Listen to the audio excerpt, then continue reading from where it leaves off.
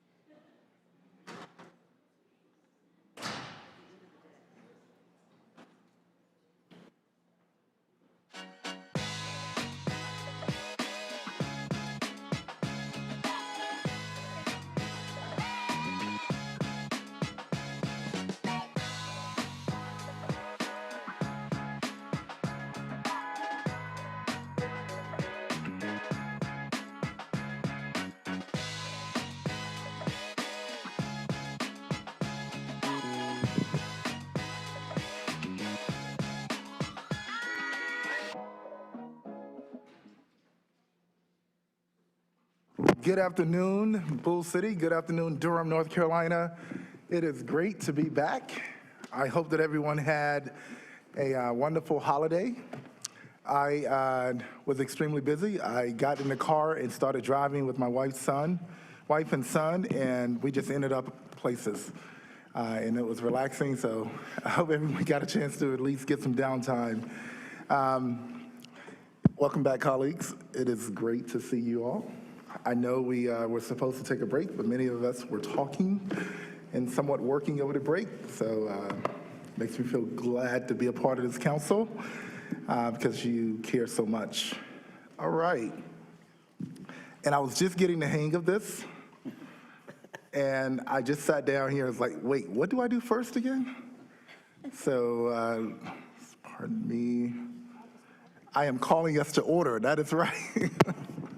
Thank you so much. All right, and at this time, we will have a moment of silence led by Councilmember Freeman. Gosh, that is the Pledge of Allegiance. If we can have a moment of silence, please.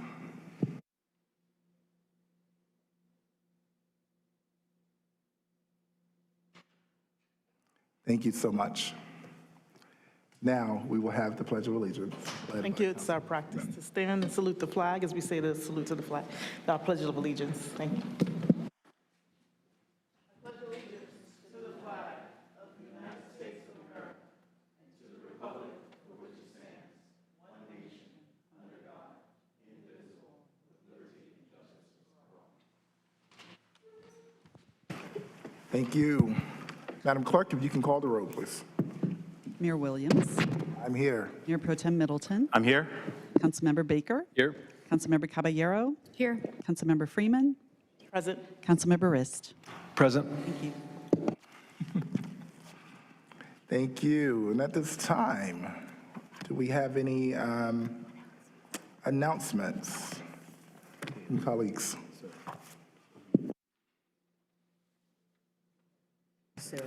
That is right, we do.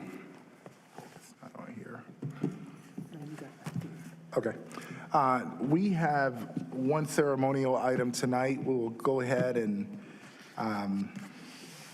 highlight this. And oftentimes you'll see council members reading different proclamations. I'm being selfish tonight. This is something that's personal to me, so I'll read this one.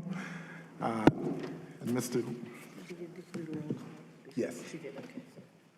All right, and could you refresh this? Mine is, I got you. yeah, thank you. Mr. Langley?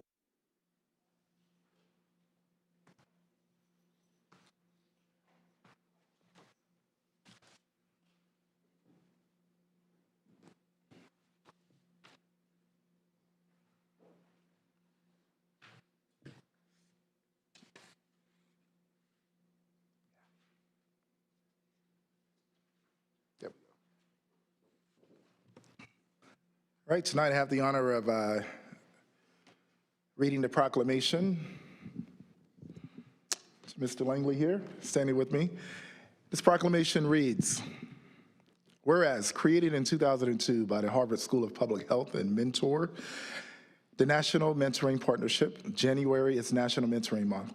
an annual campaign to focus attention on the need for quality, consistent, and competent mentors.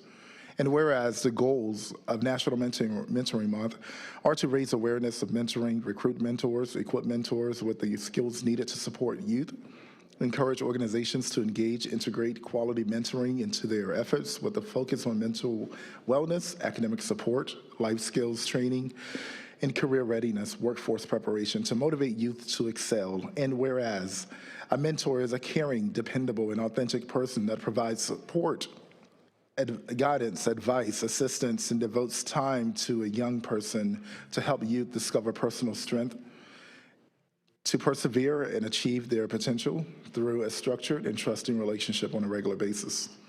And whereas quality mentoring encourages and empowers youth to make positive choices, promote self-esteem and character development, support academic achievement, social emotional learning, leadership and professional development, college readiness, and career exploration. And whereas during the COVID-19 pandemic, mentoring programs stepped up to fill gaps for youth and families, connecting them with resources and ensuring mentoring relationships continue to prevent social disconnection and mitigate learning loss. And whereas research has demonstrated that mentoring programs have a significant positive impact on a variety of academic achievement measures, including truancy, absenteeism, scholastic efficacy, and engagement, school-related misconduct, and peer support.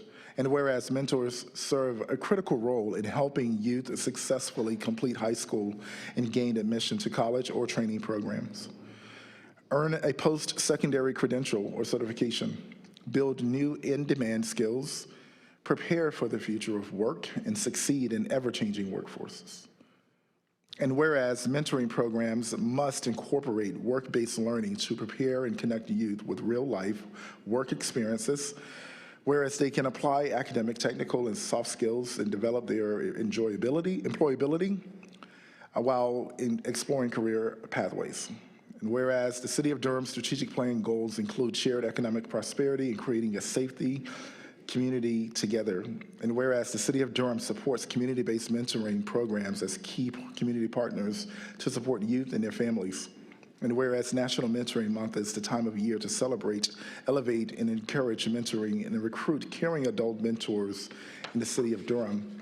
Now, therefore, I, Leonardo Williams, Mayor of the City of Durham, North Carolina, do hereby proclaim January 2024 National Mentoring Month in the City of Durham, and hereby call upon public officials, business and community leaders, and educators, and encourage all citizens to observe this month with appropriate ceremonies, activities, and programs to, 1, recognize the valuable contributions to staff and volunteers in quality mentoring programs that empower youth, enabling them to discover inner strength and realize their full potential.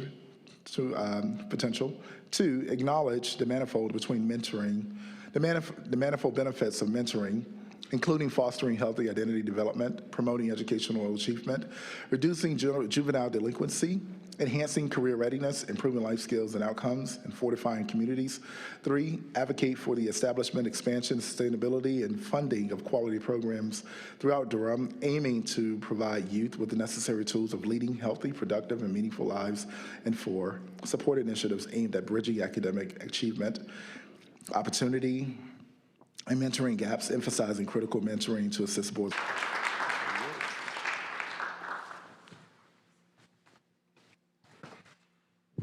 Thank you, Mayor Williams, for that proclamation. I know it was rather wordy. Anyone who's worked with me knows that I can be very wordy. But I would like to wish the mayor, members of the city council, as well as the residents of Durham and public staff here, a happy new year. Mentoring is critically important, and as you heard from the resolution, we have a lot of organizations here in Durham, many of which I will email you all about so that you can learn more about organizations that are stepping up, filling gaps, and helping our young people. Thank you.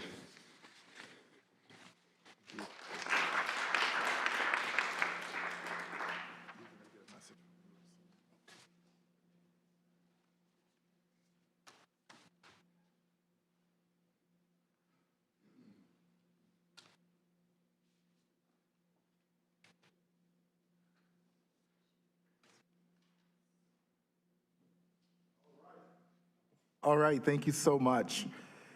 Council members, at this time, are there any announcements? Start to my left.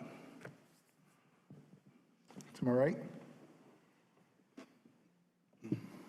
Mayor Pro Tem. Thank you, Your Honor. Good to see you, sir, and to my honorable colleagues, everyone in the chamber, and whatever platform you're watching on tonight. Happy New Year to everyone. We made it. We're ready to start another great year of work here in the city. Mr. Mayor, I just want to, on a personal note, and perhaps an appeal and challenge to you, sir. As a human being on October 7th, I was absolutely disgusted by what happened to people in Israel, particularly babies. And since then, I have been absolutely mortified by what's been happening to babies in Palestine as well. But tonight, as an American municipal elected official, I'm worried about the babies in Durham, a city where I actually have some power and I can actually make some things happen. It has been 13 days, 2 hours and 10 minutes since our government decided to turn down a request from our police department and allowed what I thought was a modest request and allowed our ShotSpotter centers to go silent. What is not going silent is the gunfire in our city.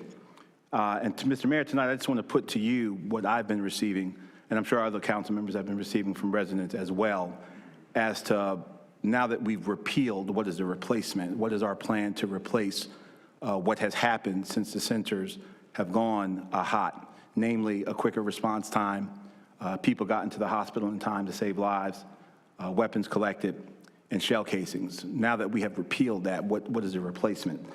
So I want to just parrot that to you, sir. I know as you focus on the first 100 days of this administration, that violence will be a major part of your focus, and I want to put that on your agenda publicly.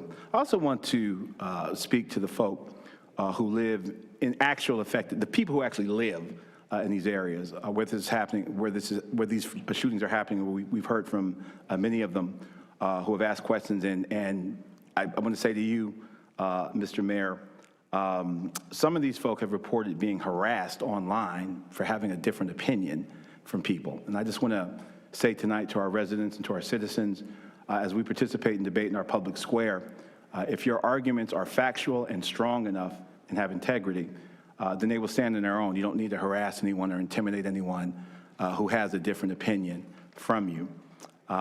We don't do that in Durham. So I also want to say these folk who are living under gunfire constantly, if you think they're going to be intimidated by keyboard gangsters, you have something else coming.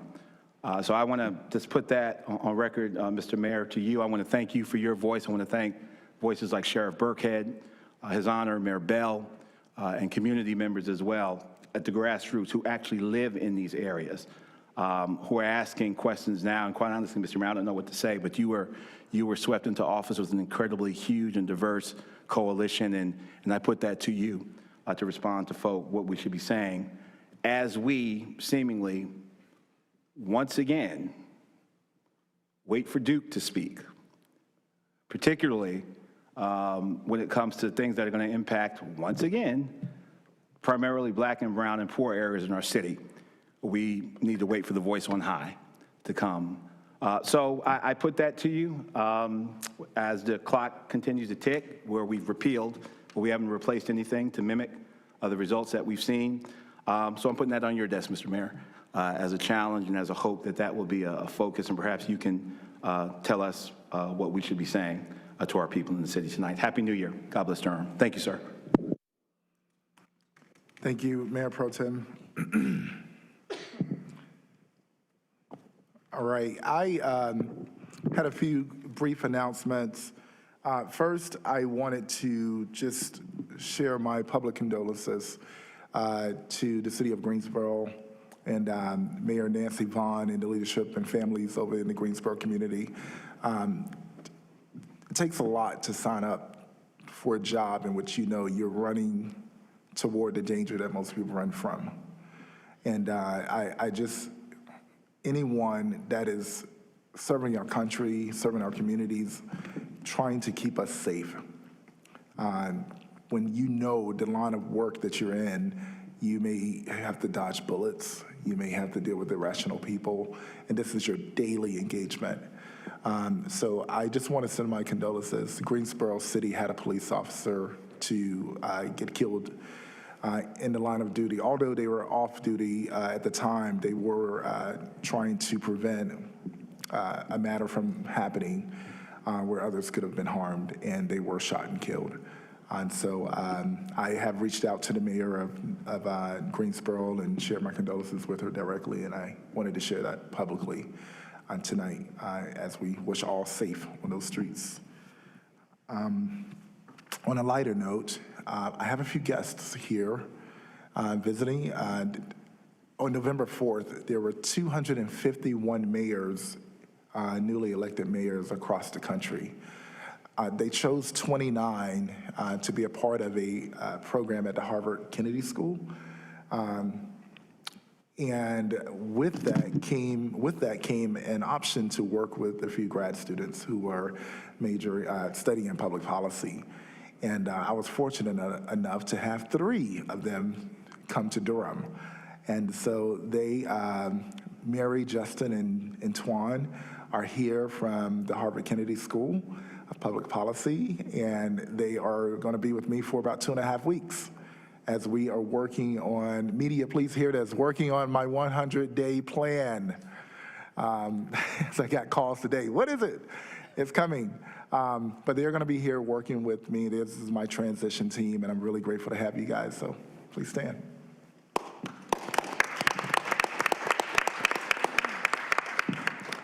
They are going to be Durhamites before they leave here because we are exposing them to a lot. Also, we are introducing a new staff member tonight, and this person will be a direct point person from my office, the position of Special Assistant to the Mayor. And born and raised, he'll tell you a little bit about himself, as most of the community will be working with him directly as you're working with me. But if you can just briefly run who you are so that Durham can know who you are again. Yes, sir, and thank you for the introduction, Mr. Mayor, Mr. Mayor Pro Tempore, members of the council. I am Derek Stanfield, a Durham native, North Carolina Central University grad, proud North Carolina Central University grad, and special assistant to the mayor. Prior to this experience, I was in DC doing a bit of work in national politics, and I've also done a bit with the state legislature as well. Very excited to be here. As the mayor said, I will be a point person working with the community as an extension of the office itself, so happy to be here. Thank you so much. Welcome. We should add, he is a former Board of Trustee member at NCCU, as he was the SGA president there. So welcome, Derek, and it's great to have you on board as well. All right, let us get to the people's business here. And welcome back to school, all students from the break. At this time, I will recognize priority items by the manager. Good evening, Mr. Mayor, Mr. Mayor Pro Tem, and members of the Durham City Council. This evening, the City Manager's Office, we have no priority items for you. We'd love to hear it. There we go. All right. Madam Attorney. Good evening, Mayor Williams, Mayor Pro Tem Middleton, members of the council. It's good to see you. The City Attorney's Office has no priority items. Hi. Madam Clerk. Good evening, Mr. Mayor, Mr. Mayor Pro Tem, and council members. And the City Clerk's office has no priority items. It's a triple. All right, unusual. Thank you. Thank you so much. So at this time, I'll read the consent agenda, and that will be our next order of business. The consent agenda consists of items that the council has previously considered in a work session. All items on the consent agenda may be approved by a single vote of the council. Items may be removed from the consent agenda by a council member or a member of the public, and those items will be considered separately at the end of the meeting tonight. And at this time, did we update mine? Okay, thank you. All right, item 1, Mayor's Council for Women appointment. Item 3, November 2023 bid report. Item 4, contract modification for language services solution. Item 5, contract with Project Access of Durham County to provide rapid rehousing services. Item 6, contract with Housing for New Hope to provide rapid rehousing services for households experiencing homelessness. That's number 7, okay. Number 7, contract with Families Moving Forward for supportive services in emergency shelter. That item has been pulled. Number 8, contract with Housing for New Hope to provide supportive services to participants in permanent supportive housing. Item 9, contract with Urban Ministries for supportive services in emergency shelter. Item 10, cooperative group purchase contract, 3 automated refuse trucks. Item number 11, contract with Oracle Elevator Holdco Incorporated for elevator maintenance and repair services. Item 12, first renewal and amendment to the City of Durham and Durham Arts Council Incorporated Building and Services Agreement. Item 13, contract for the Central Square Services Agreement. Item 14, the U.S. Department of Justice, Office of Justice Programs, Bureau of Justice Assistance, 2023 Local Solicitation, Edward Byrne Memorial Justice Assistance Grant, JAG, Project Ordinance Superseding Grant Project Ordinance number 16192. 15, Gaston Stormwater Infrastructure Repairs. Number 15. Number 16, Grant Project Resolution for Belch Street Stormwater Improvements. Number 17, Amendment 2 to Contract 18648 with EMA Resources Incorporated for handling and disposal of water and wastewater treatment plant biosolids. Number 18, Professional Services Contract Award to HDR Engineering Incorporated of the Carolinas for per and polyfluoride, here we go again. Polyfluoroalkyl, fluoroalkyl substances consulting support. Interlocal agreement with Durham County for the Northeast Creek Sewer Basin hydraulic model. Number 26, contract for Central Square Technologies LLC services agreement. Number 27, Mid-Atlantic Associates Incorporated contract amendment. And that will complete the consent agenda. Other items will be discussed tonight. At this time, I'll entertain a motion to approve the consent agenda as read. Mr. Mayor, I think number 15, I think was, I see on our sheet here. Okay, guys, sorry. All good? All right, I'll entertain a motion to approve the consent agenda as read. So moved. Second? All right, it's been moved and properly seconded. Mayor, Madam Clerk, Number 7 was pulled. number 7 was pulled. With the exception of number 7. I'm sorry, with the exception of number 7. All right, would you please open the vote? Close the vote. The motion passes unanimously. Thank you so much. Go to number 7, right? All right, next order of business is, The GBA, number 2. yeah, general business. Yeah, number 2, general business agenda, Racial Equity Commission appointment.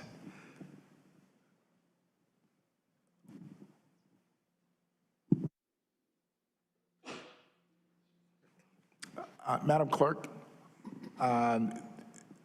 so we have number 2, Racial Equity Commission. Yes, we do. So- Do you have questions about the information provided?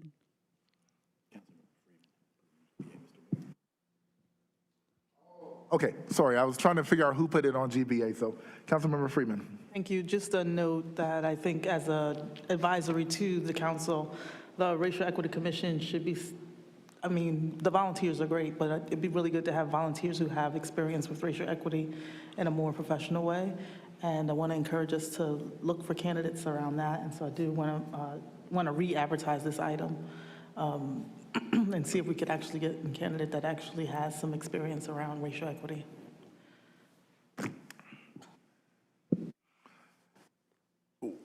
You're asking the council to consider re-advertising it?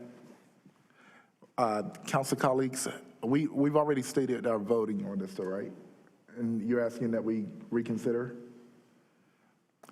Council, I'm not sure what the process here do I take a consensus of, do we reconsider or do we stay as is?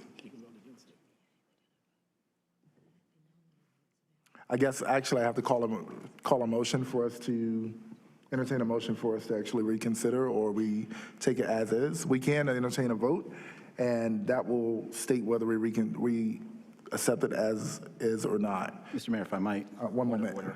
Yeah, the time. One moment. Oh, I'm sorry. I just had a question for the clerk, because I thought we voted and accepted the person at the work session. You approve the nomination. Right, I know it's on the agenda tonight for a formal vote, but at the work session, there was consensus on the applicant. Right, correct. Okay. Okay, so so at this point, what happens when a council member requests for a reconsideration? Is there action that we take, or we leave the vote as is? Mr. Mayor, if I might, the council member is free to vote against it. We've done our due diligence on this matter.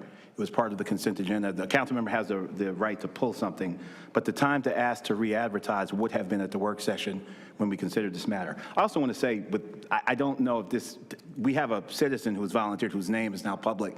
I don't want to send out the message that Mr. Williams is somehow deficient or not, if he's watching, or not fit for this position. I have no idea why we're considering this tonight, and this resident has put his name forward to be volunteer, but the time to have done this would have been at the work session.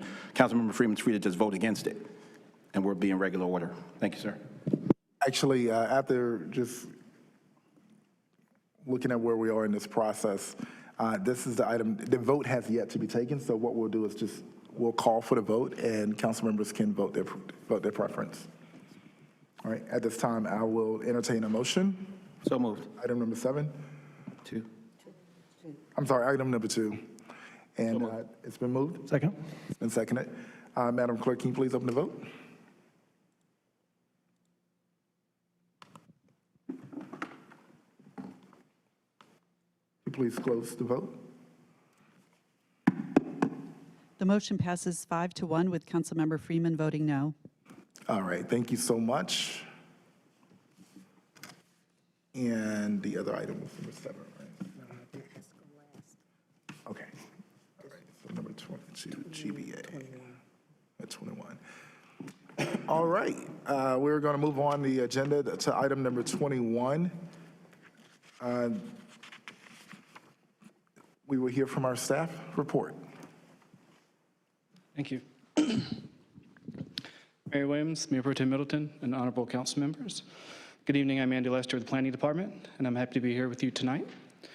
Before I begin, staff would like to state for the record that all Planning Department items have been advertised and noticed in accordance with state and local law, and affidavits of all notices are on file with the Planning Department.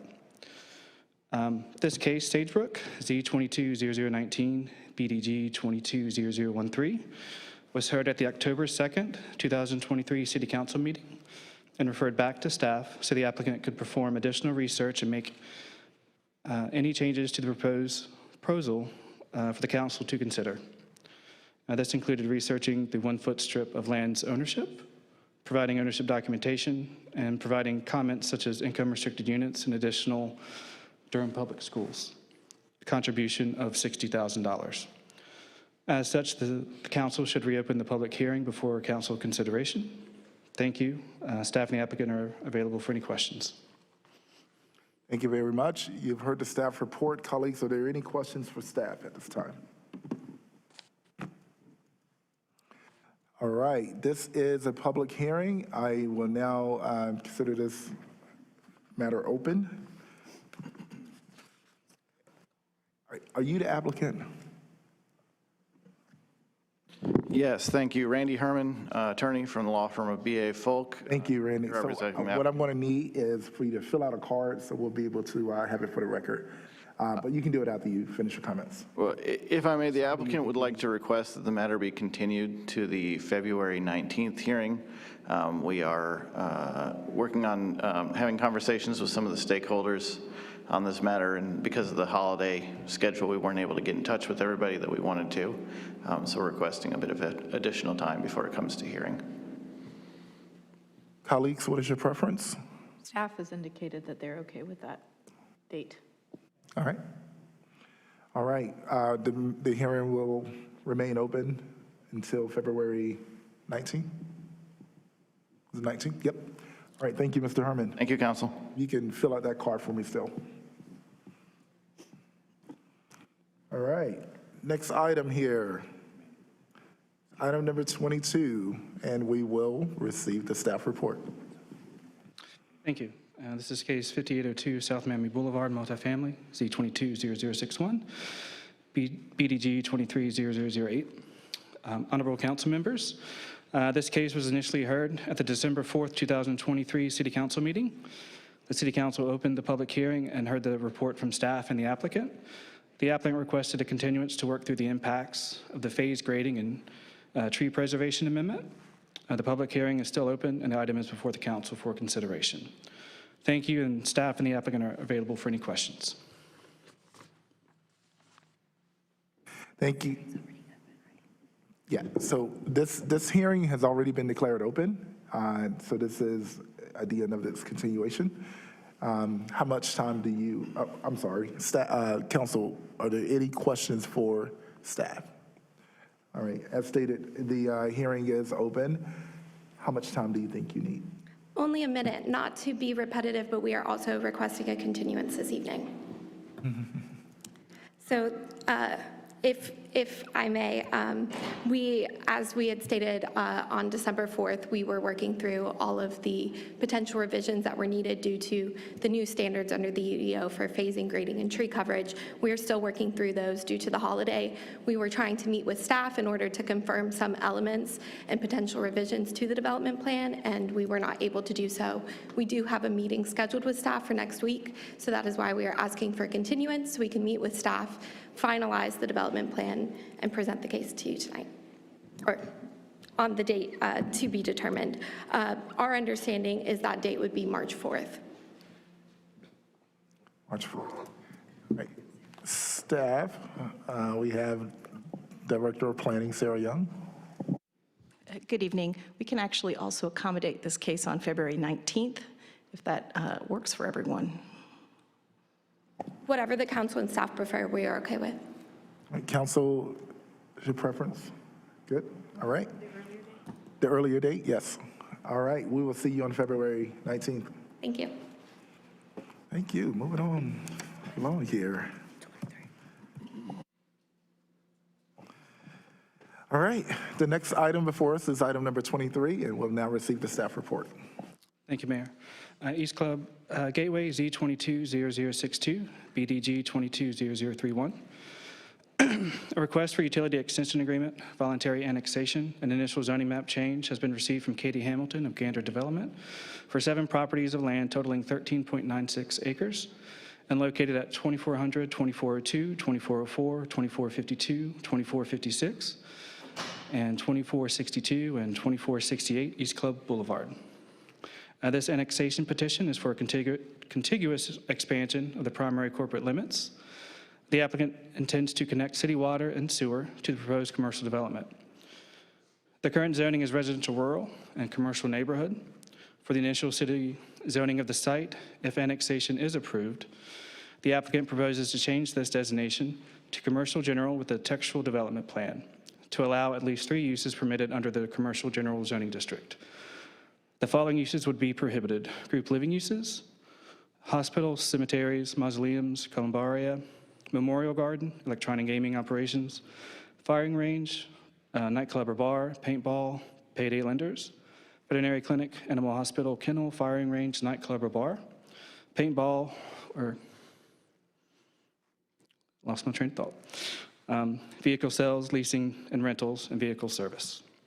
This request case Z220062, received a recommendation of approval from the Planning Commission on August 8, 2023, by a vote of 7-5. The properties are currently designated Transit Opportunity Area on the future place type map. The proposed TDD zoning is consistent with the designated future place type. Thank you. Staff and the applicant are available for any questions. Thank you very much. You've heard the staff report. I will now declare this public hearing open. But first, we'll acknowledge any questions by council. I do have one question for staff. Andrew, could you clarify, so as you mentioned, the Planning Commission voted 7-5 to approve on August, the date in August, right? August 8th. Right, so all we have in our packet is we have comments from the July meeting of the Planning Commission. We have no comments from the Planning Commission meeting in August. Let me check that for you. Okay. From the date of the Planning Commission meeting. Okay, thank you.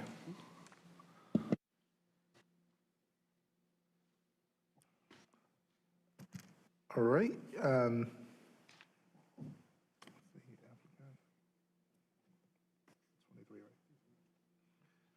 All right. So, yeah, it's open. All right, how much time do you think you need? Maybe 5 minutes. All right, let's put 7 minutes on. Sorry to ruin the streak, everyone. I know you want to get out of here, but. My name's Katie Hamilton. I'm here with Gander Development located at 2310 South Miami Boulevard. Thank you, Mayor Williams, Mayor Pro Tem Middleton, and council and staff for your presentation. I wanted to start by introducing Gander Development. We're a Durham-based development company that has existed for all of 2 years now. Our team consists of 2 landscape architects, a brownfield superfund expert, and a civil engineer. We receive funding from local investors and have started working on projects across the Triangle. And we're excited to bring before the council our first text-only development plan in Durham. And for the property shown in red, that is the southeastern quadrant of the intersection of Club Boulevard and I-85. The site currently sits just outside the city limits and consists of neighborhood commercial and residential rural zoning. The boundaries of these zonings, as you can see, follow neither the existing lot lines nor the existing Duke Energy transmission line easement that bisects the site. So we'd like to rezone to have consistent zoning throughout. Moreover, the RR zoning that currently regulates 6.8 acres of the site is inconsistent with both the existing future land use map and the proposed place type maps, which designate the site as a transit opportunity area. So we believe rezoning and annexation will bring the site into greater conformity with the TOA place type designation. And moreover, we believe that the existing constraints of the site and land themselves lend themselves more to commercial uses than single family residential. We are seeking a general commercial zoning with textual development plan. And we've chosen this to pursue this style of zoning as we believe the ordinance requirements related to site layout, including buffers and building heights, do not need to be modified, and that all commitments above and beyond ordinance requirements can be clearly explained through text commitments.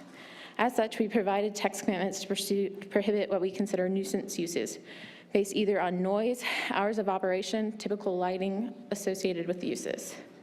At the same time, we're limiting the allowable uses. We are committing to a minimum of 3 uses to be developed on site. Per discussions with the staff, this will help ensure that the property meets the intention of the transit opportunity area designation, and we want to leave flexibility in our zoning so that while 3 uses are required on site, those 3 uses are permitted to change over time as both transportation and land use patterns in the area change. Following Planning Commission guidance, we also added a text commitment to implement a build-to zone west of the transmission line to better meet the TOA standards. While the zoning limits nuisance uses permanently, we recognize that construction can also be a nuisance in the interim. So as such, we have committed to protecting our neighbors that are directly adjacent to our east by installing a 6-foot privacy fence prior to the start of construction on the property. We also recognize that while residential uses may not be the highest and best use of this site, based on our analysis, there remains a need for affordable housing in Durham. being as we are removing 7 acres of a residential rural zoning, and we could theoretically have supported 15 houses on that property, we are committed to providing $15,000 toward Durham's Affordable Housing Fund. I wanted to quickly look at the survey to discuss some of the constraints on the site and why we determined general commercial zoning is most appropriate here. As you can see, the site currently has 2 access points, one of which is on the I-85 exit ramp. And the other driveway was for the former upholstery building that has been abandoned. Following extensive conversations with NCDOT, the access from I-85's exit ramp will need to be removed, and no replacement will be allowed, as it's considered a dangerous situation. As such, we've committed to closing the entrances to the site off the ramp until I-85 is widened. And with that future NCDOT project, improvements are made to the intersection. We've also committed to placing the future driveway entrance on East Club Boulevard. With this limited access point, the site's proximity to the interstate and the existing overhead transmission lines and existing groundwater contamination as found in our phase 1, we determined that commercial uses were the highest and best use for the site. We believe that the UDO required buffers found in the staff report are for the most part sufficient protection for adjacent properties, and where we felt these buffers may be lacking in protections, we committed to installing a fence for our adjacent neighbors. As I mentioned, the environmental constraints on the site have weighed heavily on our decision-making to date, and they will continue to be a leading factor in our design approach moving forward. From minimizing wetland and stream impacts to taking a more constructive approach to demolition, we have begun our project with sensitivity in mind and will continue a sensitive approach as we proceed in developing our plans and while working our way through permitting with permitting authorities, including Duke Energy and CDOT in the city. We appreciate your consideration and are available for any questions you may have. Thank you. Thank you very much. All right, this is a public hearing. If there are any individuals who would like to speak on this matter, you may do so at this time. All right, well, I will declare this public hearing closed and bring it back before the council. Colleagues, are there any comments, questions?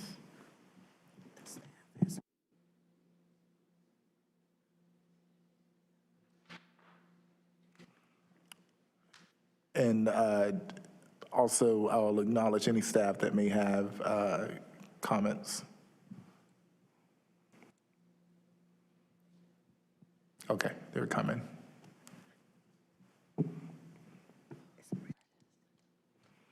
All right, so actually, this is a response to Councilmember Rist. Yeah, so the case was originally scheduled for the July Planning Commission meeting and was continued to August. So we failed to include the August commissioner comments. We have them and can share them. There are quite a number of them. As I'm scrolling through, I was going to attempt to read them into the record, but I think there's a lot. So it's y'all's pleasure what you'd like me to do. Can they be emailed to us? They can. Could we have them emailed so we can at least look at them? Yep. Yeah, this is, I'm just, can I? Yeah, thank you. This is a little bit of a wonky case. There was a couple, so I want to thank staff because usually the development plan is a separate attachment, and so that's been incorporated into, I guess, attachment L, which is always there, but often we have a development plan, so we're able to see the commitments the applicant has made ahead of time, and I did not see that. It was in the zoning ordinance part. So that's that initial list. I will say that for the applicant, just some of the, and you could potentially get me to a yes, but I just have a lot of questions about the case. It's a pretty prime parcel of real estate. And while there's no intention to put housing there, it's not been taken out either. And so that just leaves some open questions for me. So I appreciate the text commitments around the nuisance. It seems like a lot of, and I would like to see the Planning Commission comments to see if there was discussion around any of the other maybe potential concerns, but that's just where I'm at right now, is that I'm, Are you able to email those to us now? All right. Would you like to ask a series of questions now, or?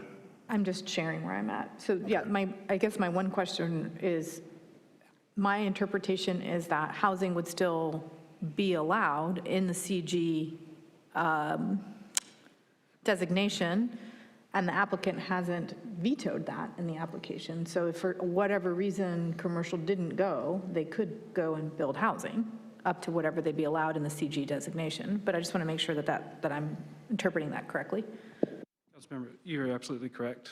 Multifamily would still be allowed. It would not be a prohibited use listed under the zoning ordinance that they're creating with this district.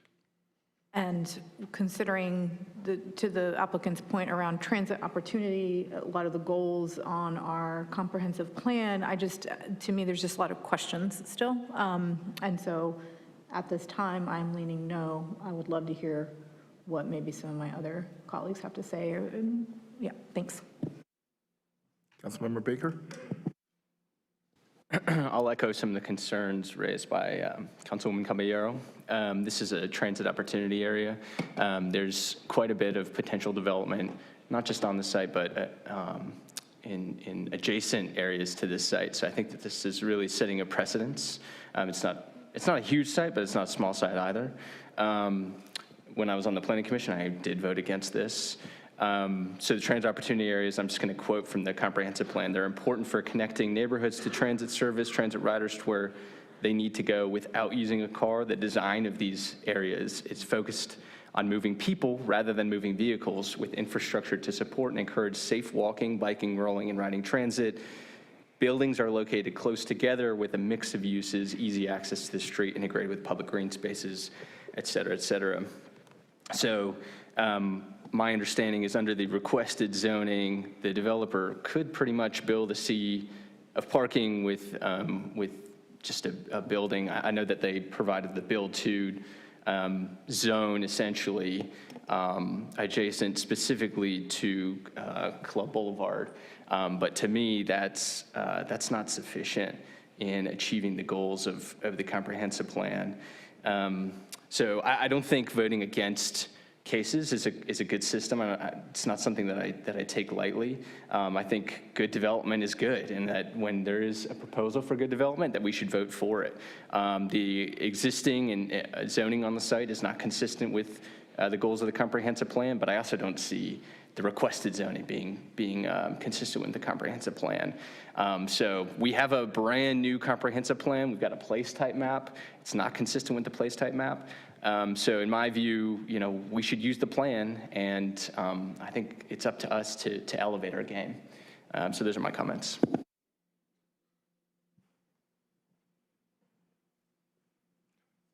Thank you. Colleagues, would you like to respond?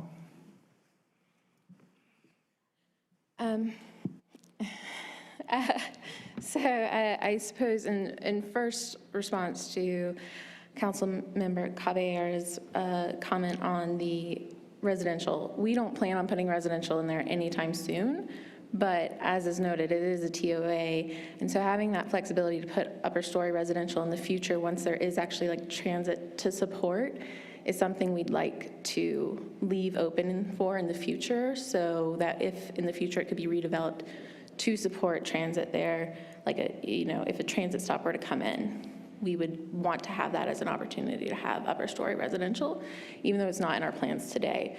We view zonings as a long range approach, and so we're not trying to do it based on our uses for today. We'd like the flexibility to redevelop in the future and not have to do another development plan in the event that that does become an opportunity, which I think lends itself to, while the comprehensive plan has been redone, the UDO has not yet been redone. And this zoning designation, in talking with staff, is the closest we could get to the TOA's intended designation with today's UDO. Really, when you read the TOA guiding principles, the closest zoning designation are those downtown design districts, but we can't apply those in a suburban tier that currently exist. So in speaking with staff, this zoning designation was the closest we could get to the intent of the TOA as it's mapped. So that's really how we came to this general commercial with the development plan. If there were other uses that you wanted us to restrict, or if you wanted us to limit it to a certain number of units or something like that, we could. I will say the NCDOT is only allowing us one entrance point, so at max we could have 90 units. But we don't intend on building any residential today just because of where we are. Councilmember Baker. I've got a question for staff based on what we just heard. Can you explain the limitation that the applicant spoke to on being able to make a commitment to better design standards? The applicant has the ability to make commitments regarding design standards. They just have not done so in this case. Thank you. Councilmember Caballero. Thank you. I appreciate your point. I guess my concern is that if we want to me, that's that is an opportunity to start to unravel some not great development plans. And I guess what I don't want is a strip mall with a lot of parking. Right. Right? I want something, and you're not showing me that, and that's your burden. And so at this point, that burden hasn't been met for the standard that I need to get to yes.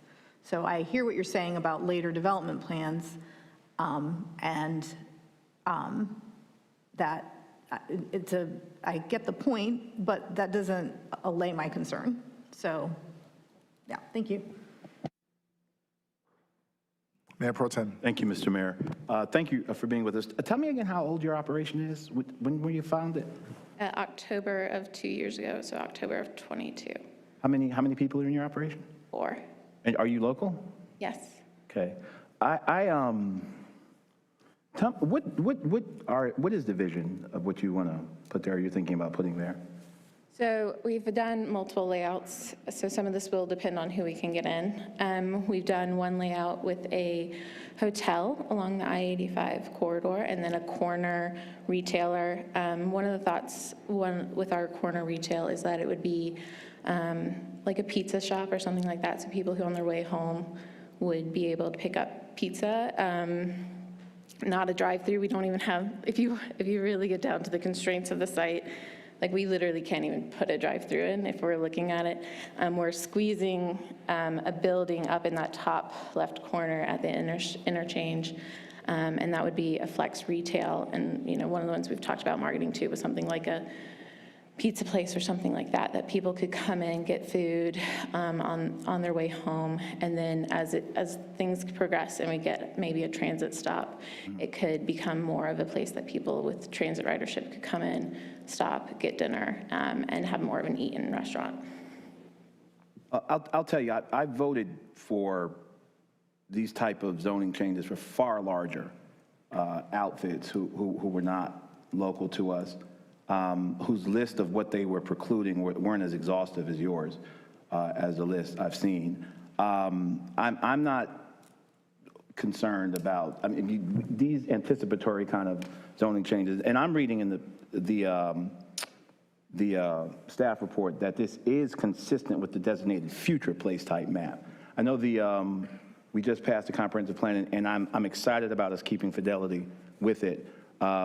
The UDO has not been rewritten, and I've said time and time again, I want to be consistent in making decisions that are based upon what the rules are right now, as opposed to kind of anticipatory rulings, or particularly when it's smaller outfits that are local to us. I'm going to take you at your word.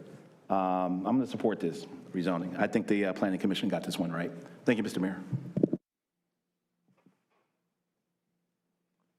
Any other comments? All right, thank you.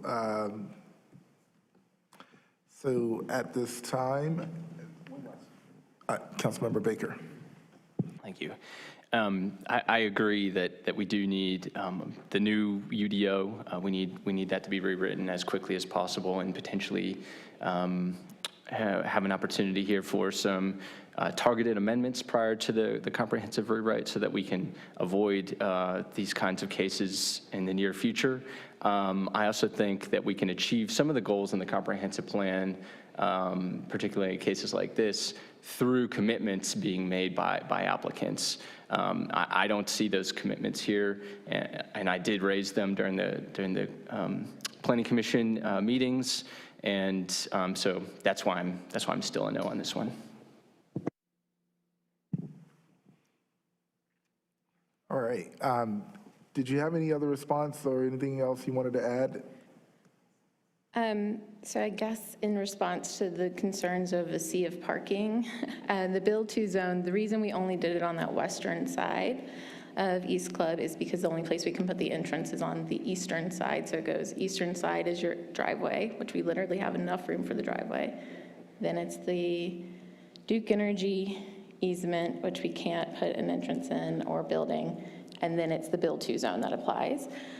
The constraints here make it where we really can't put parking in front. I think I communicated that at Planning Commission. We literally cannot, because we have to have 100 feet. It's a whole constraint thing with the DOT. So I hear the fears. I suppose just in the pragmatics of having laid this site out 5 different times, I can tell you I cannot put parking in the front. It does not fit. There's not enough room. The parking has to be set back further where there's more room. And I'd love to say that we were going to put a parking deck or something of that matter in here. It doesn't fit either. The standard 180 by 360, I think it is. I can't really remember the dimensions. Maybe it's 120 by 180. I've tried to lay out apartments and stuff like that are more of that transit-oriented design that I know everybody wants to see. This site is just so constrained in the dimensions. We're never going to get to that level. Especially right here. But I think we've tried our best, knowing the constraints, to add conditions and to rezone this and to add commitments that would meet the TOA to the best of our ability in today's UDO. All right. I have one last question for staff. Yes. Staff, it appears, were 2 votes taken on this case? It appears that Planning Commission folk voted no, kind of as a punitive measure for not showing, and then there was a subsequent vote? I believe the vote was on the continuance. They did not vote twice on the case. The first vote in July was, yeah. So I think some people were perhaps voting no on the continuance based in a punitive way. It looked like they voted, it looked like the majority carried the no vote, though. So how did they get another vote? We're looking into it. Hang on. Okay, no worries. Mr. Mayor, that's not pivotal. We don't need we can still, I don't need to wait on the vote for that. All right, thank you. Councilmember Baker. All right, one final question here. For the staff and/or applicant, is there a public street that's cutting through the site? Oh, no, there's no room for a public street. No room for a public street? No, literally I'm squeezing in a 24-foot driveway with the 2 sidewalks on both sides. Okay. On that east side, just between the DOT wanting the entrance to be as far east and as far away from I-85 as possible, and then the Duke Energy restrictions on driveways being in their easements. I am squeezing in a 24-foot driveway with a 2 6-foot sidewalks. Okay, thank you.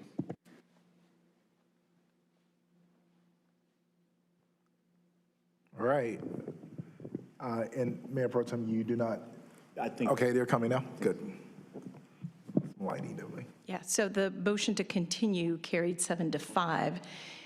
I will say that sometimes planning commissioners will write, those comments are separate from the vote, and so they can write other things that doesn't necessarily reflect the way they may have voted on something. Gotcha. Thank you for that. Mr. Mayor. All right, thank you so much. At this time, if there are, this is a public hearing. If there are any other comments that would like to be added, please acknowledge at this time. If not, I will declare this public hearing closed, which I think I already did, right? Yeah. All right, so we are to entertain 3 motions here. In the motion 1, to adopt an ordinance annexing East Club Gateway into the city of Durham effective March 31st, 2024, and to authorize the city manager to enter into a utility extension agreement with Gander Development LLC. So moved. Second. It's been moved and properly second. Madam Clerk, can you please open the vote? Can you please close the vote?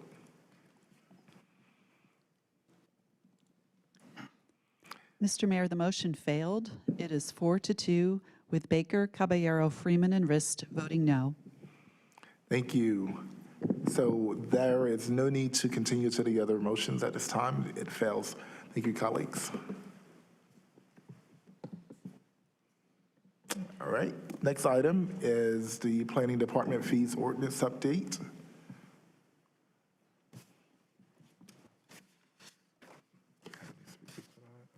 That's staff. All right, thank you. At this time, we'll hear from Deputy Director Smith. Good evening, Mayor Williams, Mayor Pro Tem Middleton, and council members. I'm Grace Smith, an Assistant Director with the Planning Department. Grace. Can you hear? Is that better? That mic, yeah. Yeah, okay. Thank you. I'm one of the Assistant Directors with the Planning Department. You may recall that through the Omnibus 18 UDO text amendment, the geographic notice area for mailed notices was expanded from 600 feet to 1,000 feet. For there are a few specific applications that would be comprehensive plan, map amendments, zoning map changes, governing body, quasi-judicial hearings, and statutory development agreements. Omnibus 18 was effective just yesterday, so Happy New Year. This particular fee ordinance includes an increase in the current fees for these particular notices to cover the cost of providing notice in the expanded areas. The fees associated with the letter notices are paid by the applicants at the time of submittal.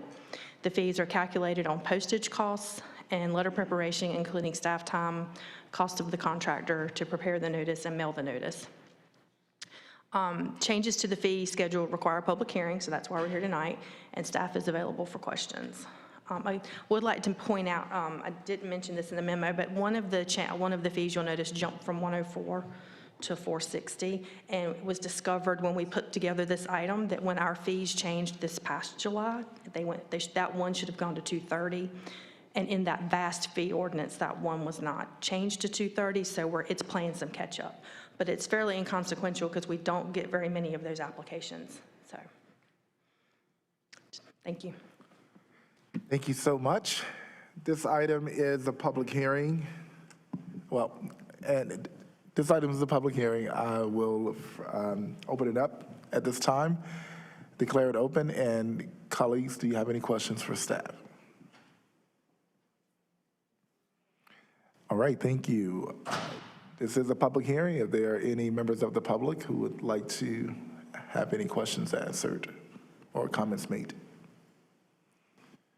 All right, thank you. I will, at this time, declare the public hearing closed, and it's back before the council. And on this item, we have one motion. That is to approve an ordinance updating planning department fees to cover the cost to provide mailed public notice as required by the UDO. So moved. Second. It's been moved and seconded. Madam Clerk, please open the vote. Please close the vote.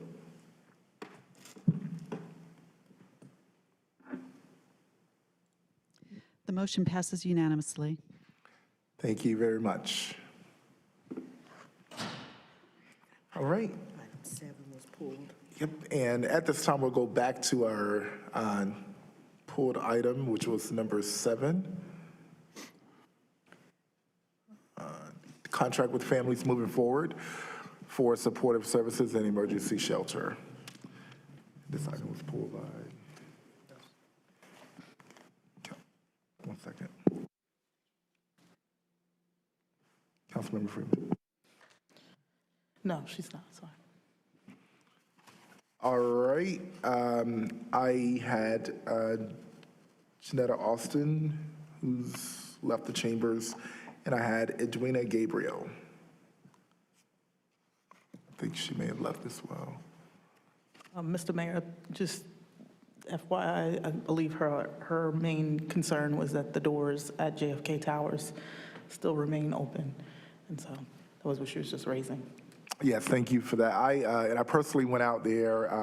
One of the doors are working. The closer door inside is it is malfunctioning, and I did speak with the owners of the property. It is taking a bit long for the contractor to come in and fix the door, but they are aware. And I've been checking in daily with the property management as well as the owners of that property. And the residents are concerned about it. All right.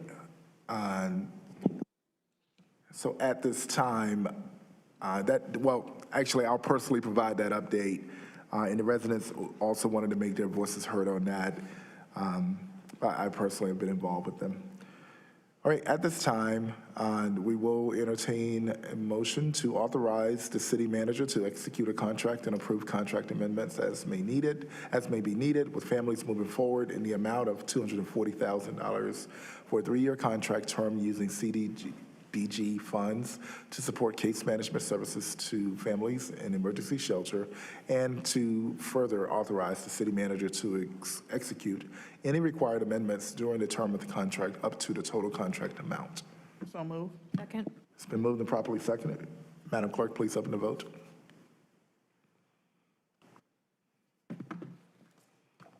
Please close the vote.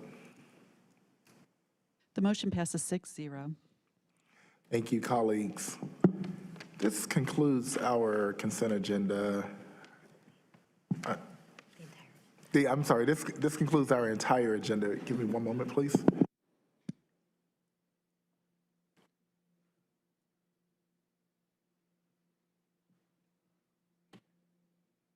Okay, thank you.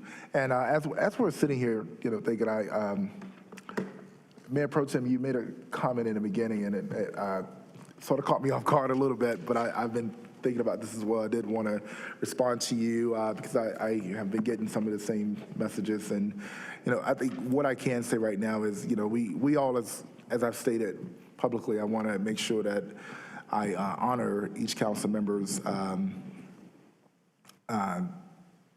actions taken, and everybody have their reasons. We won't always vote the same on things. I'll just, encourage everyone to, as we are making our decisions, to, just be in concrete, trenches with why you're making those choices. And I don't want to litigate things on our votes amongst one another, but what I will say to the public is, it's important that, we are paying attention and also being attentive to how things change, in our community. It's important that you are paying attention, and it's important that we are, communicating with you at this time, regarding the folks who reached out and just said, what do we do now? If you do hear gunfire, you do have to call 911, and we will take this matter up in March, and I think that is where we will be able to debate amongst one another. We'll have the data before us. At this time, I'll encourage each council member to just make sure that we are communicating with the public, to those who are speaking with you and even those who are not. And that's what I'll say to my colleagues, and that's what I'll say to the public. Okay. Oh, thank you for that, and it's on my calendar. Colleagues, I need to request an excused absence for